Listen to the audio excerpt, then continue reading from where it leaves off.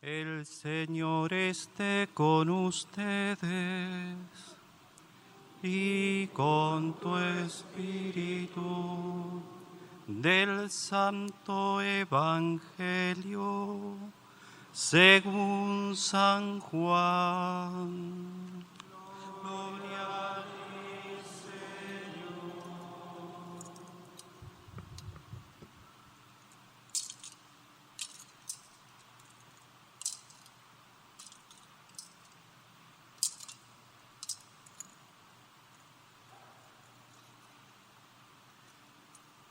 Cuando se acercaba la Pascua de los judíos, Jesús llegó a Jerusalén y encontró en el templo a los vendedores de bueyes, ovejas y palomas, y a los cambistas con sus mesas.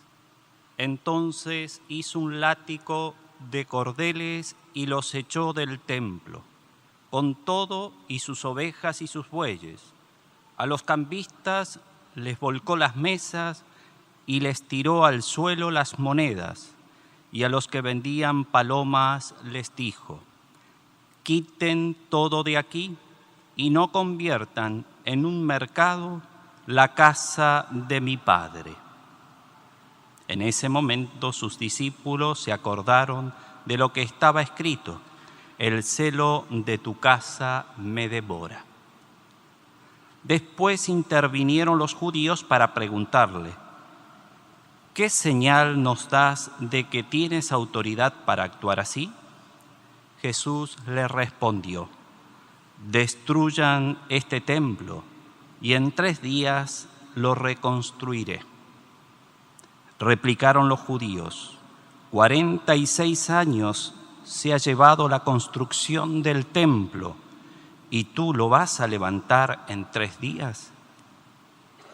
Pero él hablaba del templo de su cuerpo.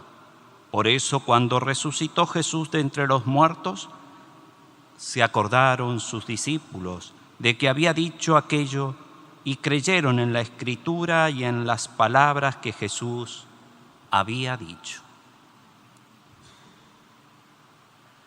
Palabra del Señor.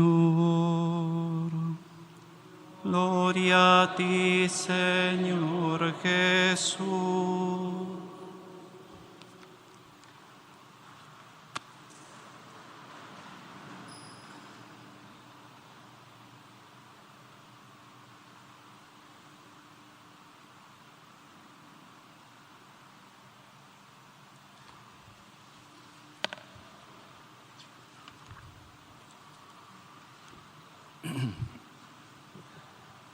Inmaculado Corazón de María, la salvación del alma.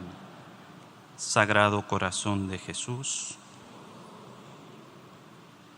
Estamos en la iglesia celebrando la dedicación de la Basílica de San Juan de Letrán y tiene mucha importancia para nuestra vida cristiana, ya que esta basílica es la más antigua, la primera construida en Roma con la evangelización de los apóstoles, y sabemos que no fue fácil por las persecuciones.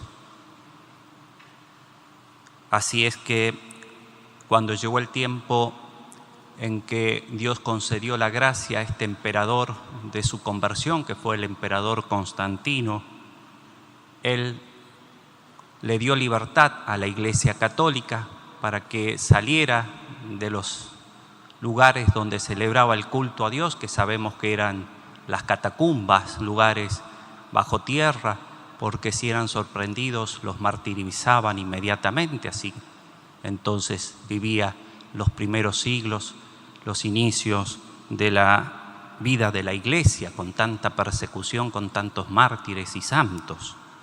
Y este emperador, Dios le concede, como a todos Dios concede, la gracia de la conversión, y está en cada uno en responder a ese llamado que hace Dios de convertirnos y creer en su Hijo que ha enviado, Jesucristo, el Salvador. Entonces, Dios le concede también al emperador Constantino la gracia de la conversión. Y él, junto al emperador que estaba en Oriente, también Licinio, redactan ese edicto de libertad religiosa para los cristianos que se llama el Edicto de Milán en el año 313 de la historia de la Iglesia. La persecución ya fue disminuyendo totalmente y se pudo construir en este lugar que el emperador Constantino le da a la Iglesia para elevar y construir una iglesia. Y es allí donde se comienza a ser la primera iglesia católica, la cual hoy estamos festejando, la Basílica de San Juan de Letrán. Allí el Papa Silvestre la va a consagrar y la da a conocer con el nombre de la Casa de Dios, dedicada al Salvador. Y en la fachada de la basílica, en la entrada, hay una inscripción arriba que dice: Madre y cabeza de todas las iglesias de la ciudad y del orbe del mundo. De allí tiene esta importancia para todas las iglesias católicas que con la evangelización se han ido construyendo y que tienen la misma fe que nos predicaron, que predicó Jesucristo, la evangelización, el evangelio, la buena nueva, y que predicaron los apóstoles, y con la conversión se fueron fundando las iglesias en distintos lugares, pero tienen una unidad común, que es la fe que nos transmitieron los apóstoles y que Jesús puso como príncipe de los apóstoles al apóstol Pedro como el primer papa, y su sede, su lugar donde va a gobernar la Iglesia Católica, va a ser en esta sede, en esta basílica en Roma, que es la Basílica de San Juan de Letrán. Por eso vamos comprendiendo la importancia que tiene esta iglesia, que se le llama con este título Madre y Cabeza de todas las iglesias de la ciudad y del mundo, que tiene como el nombre de El Salvador. El Salvador, nuestro Señor Jesucristo, que nos ofrece la salvación a todos los hombres. Posteriormente, después, fue dedicada a los apóstoles Juan el Bautista y Juan Evangelista. Bueno, y como es tan importante para la unidad de la fe de nosotros los cristianos, los católicos, en unión con el Papa, y por eso la Iglesia en este día reza mucho por el Papa, por todos los sucesores, en especial por el Papa actual, el Papa León XIV. Estamos rezando porque nos pide el Señor que recemos por el Papa. Entonces, como cristianos, como bautizados, como miembros de la Iglesia de Cristo, como piedras vivas que somos también, más importante, formamos parte del templo de Dios, entonces agradecemos al Señor esa gracia y nos unimos a la cátedra de San Pedro en la dedicación de la Basílica de San Juan de Letrán.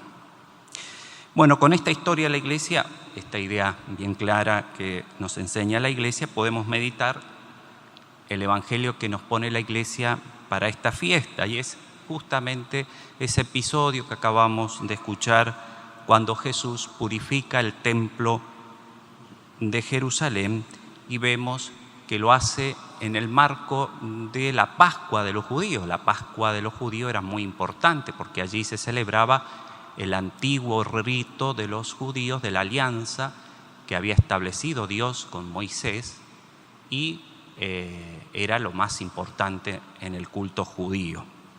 Entonces, en este marco de la fiesta judía, Jesús sube a Jerusalén y allí se dirige al templo. ¿Y qué es lo que encuentra Jesús en el templo? ¡Qué sorpresa! Sorpresa muy dolorosa, por cierto, para el corazón de Jesús. Encuentra que en el templo hay vendedores de ovejas, de bueyes y palomas, y a los cambistas que hacían las transacciones de la moneda porque venían judíos de todos los países a celebrar la Pascua, y entonces traían monedas extranjeras y no podían entrar las monedas extranjeras en el templo, entonces tenían que cambiarla por la moneda del templo. No estaba mal que trajeran los animales para el sacrificio. La profanación o el desorden que se había producido, que ya habían entrado dentro del lugar del templo donde se hacían las oraciones, y eso era lo que estaba mal y lo que profanaba el templo. Entonces, allí Jesús va a purificarlo. Recordemos que el templo está dividido para que ustedes puedan tener una composición de lugar. El corazón del templo, el centro del templo es el Santo Santorum, el lugar más santo de los santos. Y allí se encontraba lo más importante, que era el Arca de la Alianza. Esa Arca de la Alianza que contenía las 2 tablas de la ley y que 2 ángeles estaban como custodiando, como reverenciando y adorando los 10 mandamientos de Dios, que para los judíos y para todos nosotros es fundamental, la voluntad de Dios manifestada en esos 10 mandamientos. Y después había otro atrio que antecedía al Santo Santorum, que se le llama también Santo.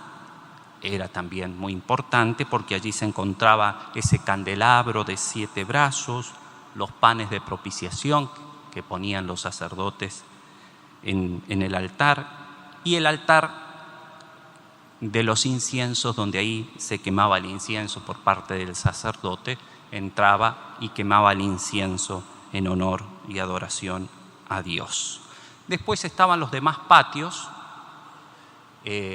y ahí es donde se produce el desorden, en ese patio externo, donde entraron ya ese comercio de animales para el sacrificio, el cambio de monedas, que deberían haber estado afuera del templo para que el templo se conservara limpio, silencioso, digno para el recogimiento, para hablar con Dios.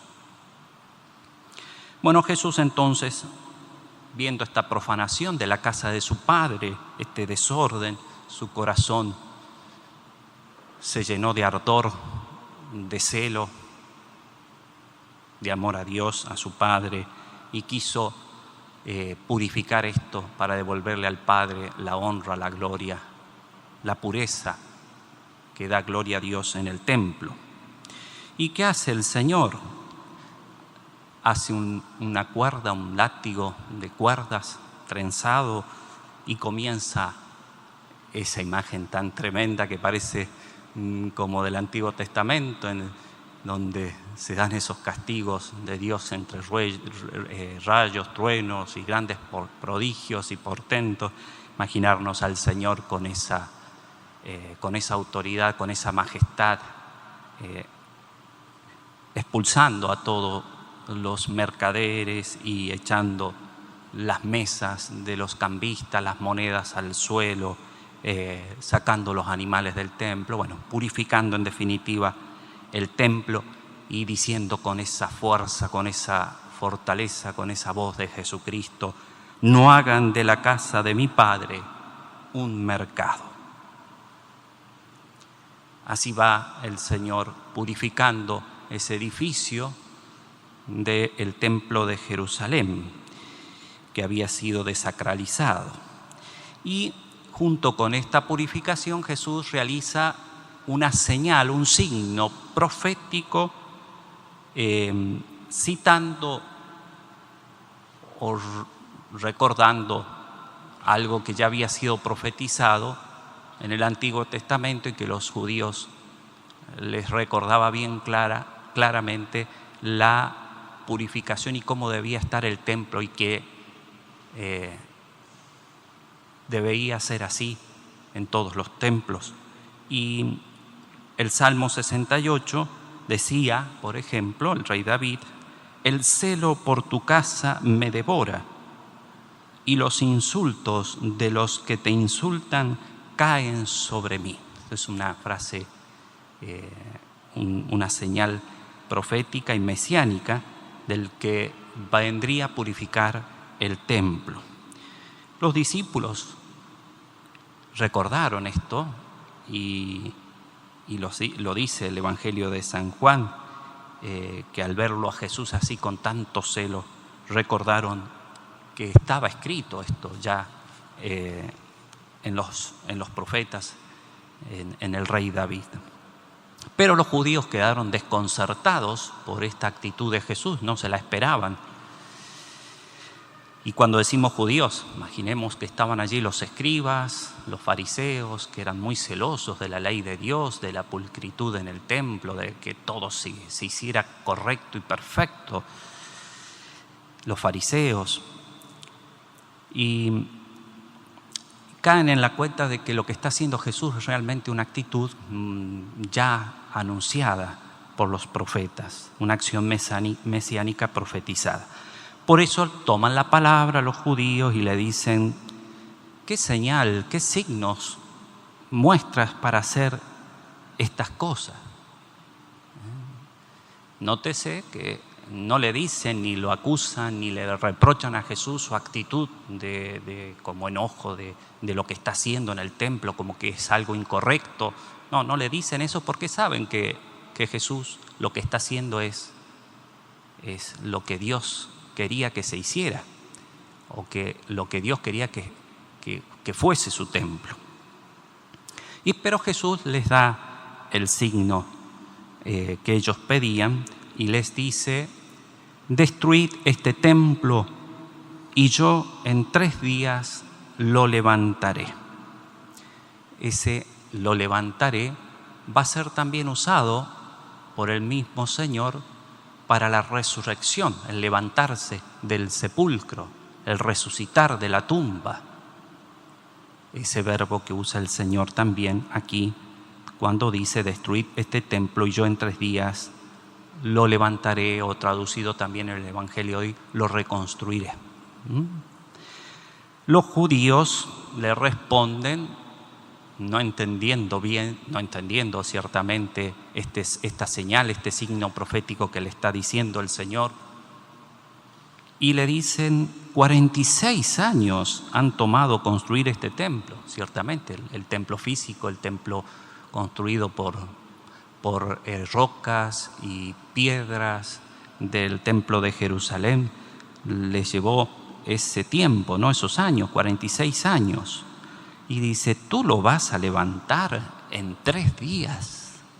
Pero era ciertamente algo porque no comprendían bien las palabras proféticas del Señor. Hay que entender, no se puede entender de cualquier modo las palabras proféticas. Hay una verdadera interpretación que da Dios. Y cuando uno no las interpreta bien, las puede interpretar mal, como lo hicieron los judíos.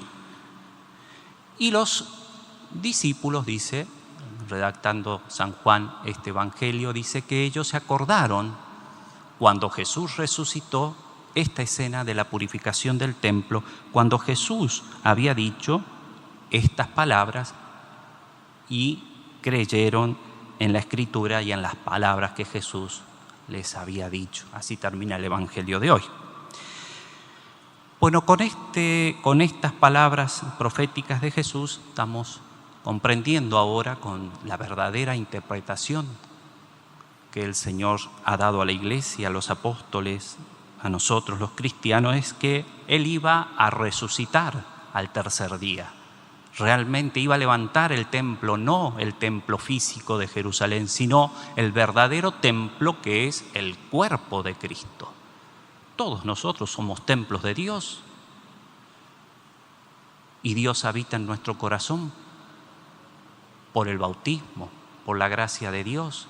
Y el Señor también nos ha dicho que nos va a resucitar, vamos a resucitar y nuestro cuerpo va a volverse a levantar de las tumbas. Por eso los cementerios son un lugar sagrado y dejamos ahí los restos de nuestros seres queridos con la esperanza ciertísima de que el Señor va a levantar ese cuerpo que está depositado en la tierra con el alma de la persona que ha fallecido para vivir ya eternamente en cuerpo y alma glorificado por el Señor. Y entonces aquí comprendemos que el Señor se está refiriendo a su cuerpo santísimo, que ellos no comprendían. Por eso, con estas palabras Jesús está hablando de un nuevo templo, no del templo como lo entendían los judíos, el templo físico, material, sino el templo de su cuerpo, ese templo que el Señor va a resucitar. Y aunque ese templo, les dice el Señor, destruid este templo, destruid mi cuerpo, con su pasión, con su muerte, con los latigazos, con la corona de espinas, con los clavos, levantándolo en la cruz, y en la cruz, muriendo por amor a nosotros, es destruido el templo de su cuerpo. En la cruz el Señor, por los pecados del mundo, no solo de los judíos, sino de todos nosotros, nuestros pecados. Pero aunque es destruido ese templo, el templo del cuerpo de Cristo, al tercer día la divinidad, Dios, lo resucita para ser el nuevo templo de Dios triunfante. Surge de la muerte, resucita el Señor.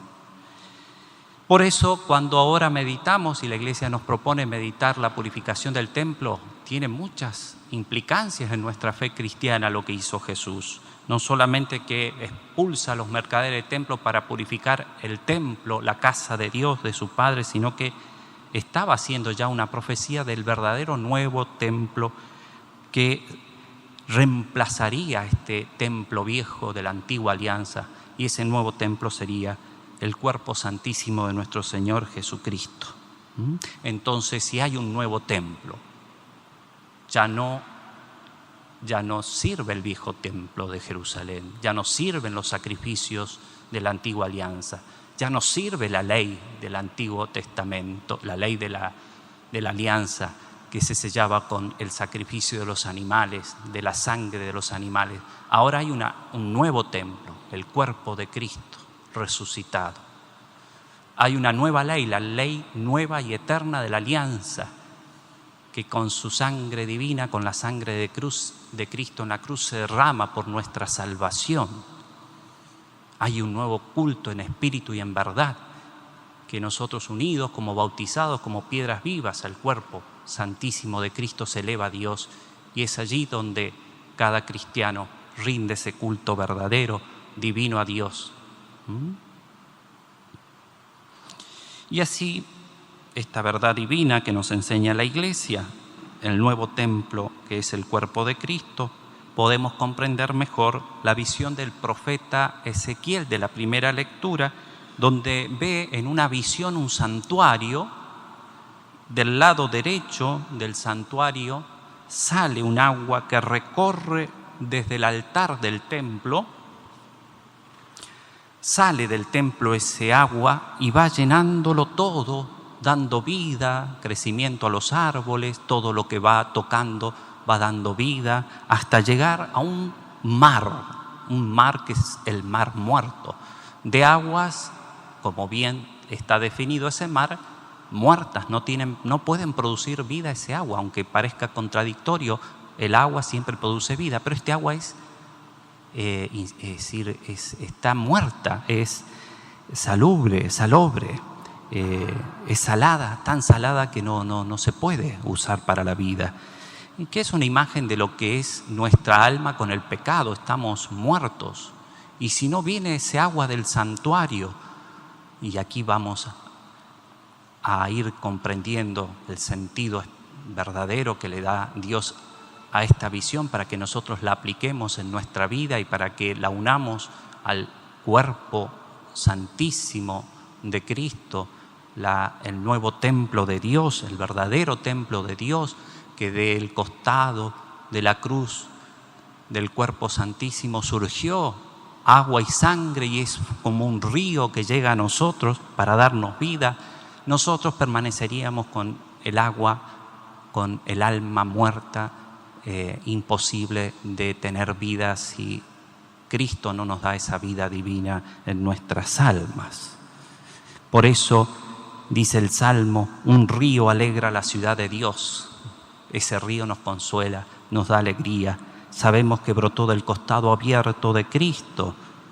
¿Para qué? Para purificarnos del pecado, para sanear el alma, para limpiarla, para purificarla, para sanarla, para llenarla de misericordia, de perdón, sanando todo y brotando los frutos del amor a Dios, de las buenas obras, dando alegría a los corazones, dando paz para que se convierta en la gracia de la conversión, para creer en Jesús, el Hijo de Dios. Podríamos terminar diciendo, y bueno, Padre, ¿qué sentido entonces ahora tienen los templos cristianos? Ya que el templo de Jerusalén ya no tiene valor, porque ya terminó con la antigua alianza. Pero ahora el templo de los cristianos, ¿qué sentido tienen estos templos? Esta dedicación que está haciendo hoy la Iglesia a San Juan de Letrán, la primera basílica, el primer templo tan importante de Roma. Después van a surgir otros que son también muy importantes y los honra la Iglesia, como el templo, como la Basílica de San Pedro, donde están los restos del apóstol, o donde están los restos de San Pablo, la Basílica de San Pablo, extramuro, en Roma, o aquella en honor a la Virgen, también muy antigua, Santa María la Mayor. Podríamos nombrar muchísimas, pero estas son las más importantes. Estos templos que son espacio físico, como este templo tan hermoso, donde nos congrega a todos los bautizados, a los católicos que celebramos, y aquí vamos a ir encontrando el sentido de los templos cristianos. Jesús mandó en la última cena que hagan esto en memoria mía. El sacrificio sublime de nuestra redención lo tenemos que realizar todos los días y en especial el día domingo. Por eso vienen ustedes con tanta fe, con tanto amor, a buscar el fruto de la redención que se realiza en este santuario, en este lugar tan importante que es el altar.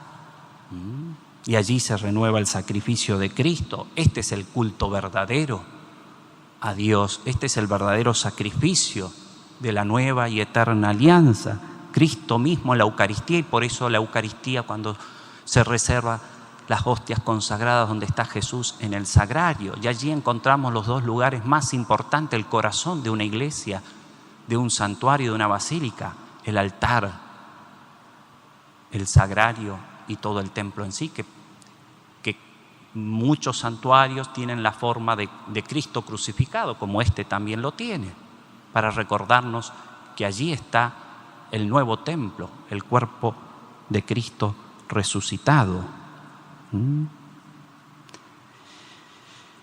Entonces ya tienen su gran importancia los templos cristianos, porque son un signo de ese cuerpo resucitado, signo de la presencia santa del Señor Dios, y porque está Jesús en el sagrario y se renueva todos los días con la Santa Misa. Por eso nosotros ahora debemos estar en el templo cuando entramos con mucho recogimiento, no transformándolo en un lugar de mercado, de profanación. Por eso la Iglesia, los sacerdotes, pero todos ustedes tienen que colaborar en esto, el silencio del templo, la forma de estar en el templo, sentados bien, arrodillados bien, el silencio. No se puede usar los celulares para llamar dentro del templo, porque estamos en ese silencio donde todos quieren gozar de ese silencio para unirse a Dios. Por supuesto, uno puede traer un celular, pero dejarlo silenciado o apagado, y si hay que hacer algún llamado, o si vemos que hay un llamado, salir fuera del templo y guardar ese silencio, guardar la limpieza del templo. Si ven un papelito, algo que se cae o que está en el suelo, levantarlo, mantener la casa de Dios pura, limpia, iluminada como está este hermoso santuario. Pero recordemos que lo que más, esto es un signo, una señal. Jesús quiere que nuestro templo, nuestro corazón esté también así, limpio, puro, purificado, iluminado con la gracia, con la luz de Dios. El catecismo, bueno, también, antes que me olvide, la importancia, porque esto es algo que también duele el corazón de Jesús, por qué la Iglesia y los sacerdotes y todos debemos colaborar con ese cartelito que ven al fondo donde se pide que se entre bien vestido a la iglesia. No vamos a un cine, no vamos a un lugar donde se va a proyectar una película, donde vamos a ver un partido de fútbol o lo que es profano, que se puede ir como quieran a esos lugares, es decir, pero al templo hay que ir de una forma que condiga al sacrificio y al misterio que estamos por celebrar, que es la renovación de la pasión y muerte y resurrección de nuestro Señor, y por lo tanto tenemos que ir de acuerdo a lo que vamos a vivir, lo que es realmente el misterio de Cristo en la Santa Misa, un verdadero sacrificio. Y por último, el Catecismo dice vivir su dimensión escatológica cuando entramos en el santuario, es decir, cuando uno entra en el templo, debo pensar que estoy en la antesala del cielo. Y porque es así, es como la puerta que ya se abre para poder desde el santuario, desde el templo, desde la iglesia, llegar al cielo. Con esa fe, con esa devoción, como verdadera casa de Dios, como realmente que Jesús está en el sagrario, como el altar, el lugar donde se sacrifica y se renueva el sacrificio de nuestra redención, que sea un verdadero encuentro con Jesús resucitado, que sea un verdadero encuentro con Dios. Y así realmente vamos a estar festejando desde este lugar y en este lugar la dedicación de la Basílica de San Juan de Letrán, pero sobre todo estaremos dedicándole al Señor lo que más lo consuela, lo que más le agrada, lo que más gloria le da a Dios, lo que hace que nuestro templo sea santo, es que Dios está en nuestros corazones con su gracia, con su amor y con su misericordia. Ave María Purísima.